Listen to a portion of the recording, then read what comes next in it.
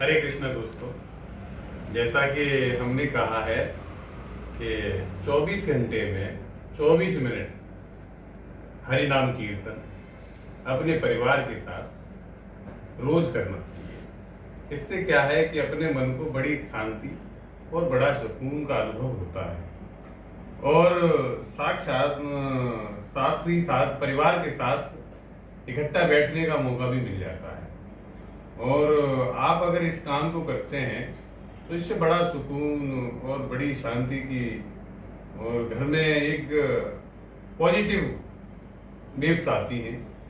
और जब आप कोई कार्य करते हैं तो इस तरीके से करिए कि हम ऊपर वाले का कार्य कर रहे हैं, हम किसी भी कार्य के ना मालिक नहीं हैं।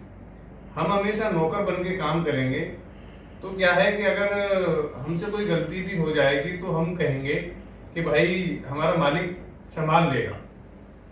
और जैसे होता क्या है कि अगर कोई बच्चा कोई गलती कर देता है और वो अपने माँ बाप को बता देता है कि पापा ये हमसे गलती हो गई है, तो वो उस गलती आसानी से संभाल लेते हैं उसके माँ बाप। और ऐसा ही वो अपना वजन अगर अपने ऊपर रखा रहे, अपने प्रेशर पे वो रहे, उस गलती को सोचता रहे और अपने मन को कुरेदता रहे, तो उससे क्या है वो डिप्रेशन में आ जाता है। और ऐसे ही हमें अगर हम नौकर बन के काम करेंगे और मालिक हमेशा परमात्मा को रखेंगे तो हमारा जो भी कार्य होगा उसे परमात्मा अपनी मर्जी के अनुसार वो जिधर जो कार्य करवाना होगा उस तरीके से करवाएगा। और इससे बड़ा ही लाभ आपके जीवन में होगा। न लाभ की दिक्कत होगी न हानि की दिक्कत होगी, क्योंकि हमारा कुछ है ही नहीं। मालिक तो हर चीज का परमात्मा ही है। जैसे कि हम जिस घर में रह रहे हैं तो आप विचार करना कि वास्तव में हम उस घर के मालिक हैं क्या, तो आपको नजर आएगा कि नहीं, मालिक तो कोई और ही है। क्योंकि जिस घर के आप अपने आप को मालिक समझ रहे हैं या सोच रहे हैं, तो हर हाल में कोई भी प्रॉपर्टी 100 साल में अपना मालिक चेंज कर देती है। तो हमेशा मालिक बनने की कोशिश न करके परमात्मा का नौकर बन के कार्य करिए और इससे आपको बड़ा ही सुकून, लाभ हानि की चिंता नहीं रहेगी और बड़े आनंद की अनुभूति होगी। जैसे कि मैं बताता हूँ आपको एक बात कि जब हम प्रभु के भरोसे और विश्वास से अगर कोई कार्य करते हैं तो प्रभु हमारी किस तरीके से मदद करते हैं। एक बार क्या हुआ कि एक डॉक्टर थे, वो बिना पैसे के किसी का इलाज नहीं करते थे। वो हमेशा पैसे लेके, उनकी ऑफिस के बाहर भी लिखा हुआ था कि परामर्श शुल्क 2000 रुपये, यानी कि उनकी शक्ल अगर देखनी है तो उनको 2000 रुपये देने होंगे। और इसमें भी क्या है कि मरीज अगर ठीक हो ना हो वो अलग चीज है, लेकिन 2000 रुपये उनको देने ही उनकी फीस के होंगे। और जरा सा आप देखते भी होंगे कहीं ना कहीं कि हर डॉक्टर के पास या किसी वकील के पास उनकी फीस का अपना अपना चार्ट होता है और वो फीस लेते हैं, चाहे वो आपका काम हो या ना हो।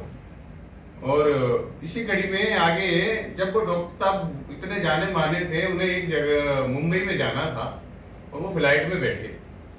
फ्लाइट में जब बैठे तो वो फ्लाइट, मौसम इतना खराब था कि रास्ते में उसे आपात लैंडिंग करनी पड़ी।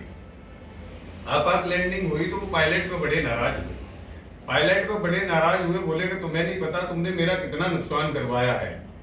इससे तो मेरी आज कॉन्फ्रेंस मीटिंग थी, 85 लाख रुपए का नुकसान हो जाएगा।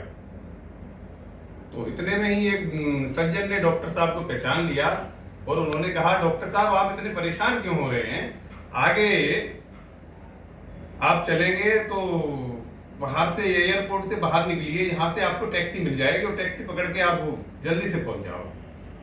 डॉक्टर साहब की बात समझ में आ गई और वो आगे चल दिए। बाहर आए, उन्होंने टैक्सी पकड़ी। टैक्सी पकड़ने के बाद जो ड्राइवर था वो गाड़ी चलाए जा रहा और अचानक ड्राइवर को होश आया। मौसम बहुत खराब था, बारिश हो रही थी, एकदम अंधेरा था और ड्राइवर ने अचानक कहा, बोले साहब मैं रास्ता भूल गया। अब डॉक्टर साहब भी बड़े परेशान, अंधेरा हो रहा, जाएं तो कहाँ जाएं, बड़ी दिक्कत। तो उन्होंने देखा कि भाई आसपास कुछ दिखाई दे रहा है, तो उन्होंने देखा एक झोपड़ी सी में एक लाइट सी दिखाई दे रही थी। तो डॉक्टर साहब ने कहा, बोले यहीं चलते हैं। वहां पहुंचे, वो कुंडी बजाई दरवाजे की, उन्होंने देखा कि अंदर से आवाज आई है कि भैया जो कोई बाहर है वो अंदर आ जाए, गेट खुला हुआ है। तो जैसे ही अंदर पहुंचे तो वो एक बुढ़िया माई गीता का पाठ कर रही थी। उन्होंने गीता का पाठ करते करते कहा, बोले बेटे आप भूखे होंगे, परेशान होंगे, एक काम करिए, वो टोकरी में कुछ फल रखे हैं वो आप ले लो और मैं अभी थोड़ी देर में आती हूँ। उन्होंने वहां से फल लिए, खाए पिए, लेकिन डॉक्टर साहब को बड़ी बेचैनी थी कि उनको मीटिंग में जाना था। इतने में ही जब माता जी उठ के आई तो उन्होंने क्या करा कि थोड़ा थोड़ा ठाकुर जी का दोनों को चरणामृत दिया, और जैसे ही डॉक्टर साहब ने चरणामृत पाया उनके मन को तसल्ली, हबड़ दबड़ सी जो दिमाग में मच रही थी वो थोड़ी सी शांति हुई। और उन्होंने कहा, बोले मैया मुझे लगता है कि आपकी भगवान बड़ी जल्दी सुन लेता होगा। बोले हाँ जी बड़ी जल्दी सुन लेता है। तो डॉक्टर साहब ने कहा मैया हमारे लिए भी प्रार्थना कर देती तो हो सकता है कि हमें जहां जाना था हम टाइम से पहुंच जाते। बोले बेटा वो तो आपके बिना कहे मैंने उस चीज के लिए कर दी प्रार्थना कि जिससे कि यहाँ 10 साल गुजर गए कोई आया ही नहीं है, लेकिन एक प्रार्थना और ऊपर वाले से मैं कर रही हूँ, अगर वो मेरी सुन ले तो जीवन बन जाएगा और फिर मैं अपनी मौत भी आराम से मर जाऊंगी, फिर मुझे मरने की भी चिंता नहीं रहेगी। तो डॉक्टर साहब ने कहा ऐसी कौन सी प्रार्थना है मैया जो तुम इतने दिन से कर रही हो और परमात्मा ने सुनी नहीं है। बोले जो ये देख रहे हो ना मेरी जो बगल में जो खाट पे है, जो मेरा है ना नाती लेटा हुआ है, ना इसकी माँ है और ना ही इसके बाप, ये दोनों एक कार एक्सीडेंट में खत्म हो गए और ये भी कोमा में चला गया।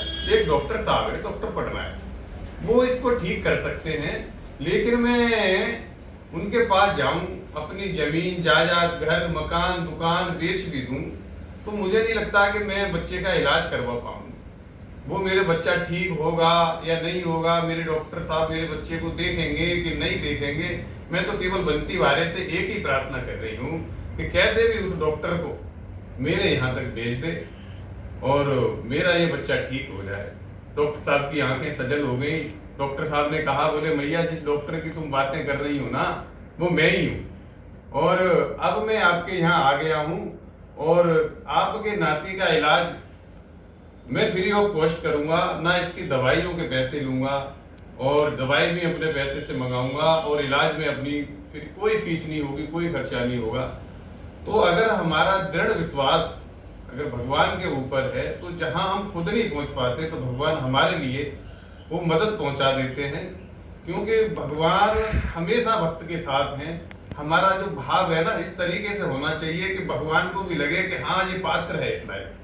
अगर हम पात्र नहीं होंगे ना तो वो कंजूसी हमें लगेगा कि परमात्मा हमारी सुन नहीं रहा, हमें दे नहीं रहा, लेकिन हम अगर वास्तव में पात्र हैं तो वो क्षण भर की भी देर नहीं लगाता, वो तुरंत देता है। और अब मैं इसके साथ साथ आपको मैंने 24 घंटे में 24 मिनट के लिए हरि नाम कीर्तन की बात कही है, तो वो आपके नाम हरि नाम कीर्तन अब करेंगे और भूल चूक के लिए आप क्षमा करिएगा। अगर कोई गलती आपको नजर आए हमारे वीडियो में, हमारे जो हम सब जो वीडियो बनाते हैं इसमें कुछ भी गलती लगे तो आप कमेंट्स में हमें बता सकते हैं, जिससे कि हम आपके सामने आपके अनुसार वो चीज लेके आ सकें जो आपको अच्छी लगे। और हमारी वीडियो ऐसी होती है जिससे आप परिवार के साथ, बच्चों के साथ और माता पिता के साथ, बड़े बूढ़ों के साथ, किसी के साथ भी आप देख सकते हैं। इससे आपको घर में एक बड़ा सुंदर माहौल बनेगा और आनंद आएगा। हम अब हरिनाम कीर्तन आपके सामने करेंगे। आइए बोलिए श्री वृंदावन बिहारी लाल की